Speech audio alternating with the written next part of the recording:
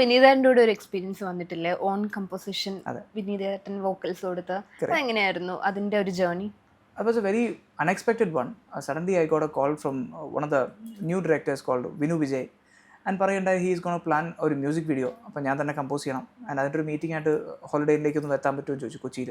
Suddenly എനിക്ക് ബാക്കി കുറച്ച് മീറ്റിംഗ്സ് ആയിട്ട് കമ്പൈൻ ചെയ്ത് ദാറ്റ് വെൻ എന്നോട് എത്തിയപ്പോഴാണ് എനിക്ക് മനസ്സിലായത് സ്കൈ കോഡ് മ്യൂസിക് എന്ന് പറഞ്ഞൊരു പുതിയ ലേബിളിൻ്റെ ലോഞ്ച് ആയിരുന്നു അത്.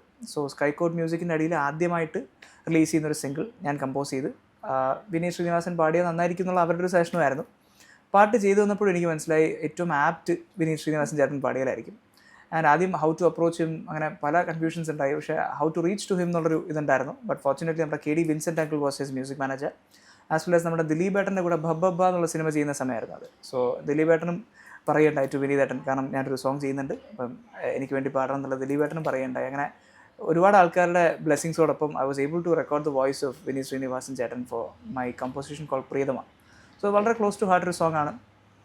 വളരെ പെട്ടെന്ന് ഞാൻ ക്യൂറേറ്റ് ചെയ്തൊരു, പക്ഷേ എന്നാലും അത്യാവശ്യം അമേസിങ് മ്യൂസിഷ്യൻസ് ആയിട്ട് വർക്ക് ചെയ്തത്. നമ്മുടെ നിഖിൽ റാം TP എന്നൊക്കെ പറഞ്ഞ AR റഹ്മാൻ സാറിൻ്റെ ഫ്ലോട്ടിസ്റ്റാണ് എനിക്ക് വേണ്ടി വായിച്ചിട്ടുള്ളത്. കൂടാതെ ക്രിസ്റ്റി ബി ബാഗീസ് on production, lot of amazing musicians, Amal Balan, അങ്ങനെ കുറേ പേര് വായിച്ചിട്ടുണ്ട്.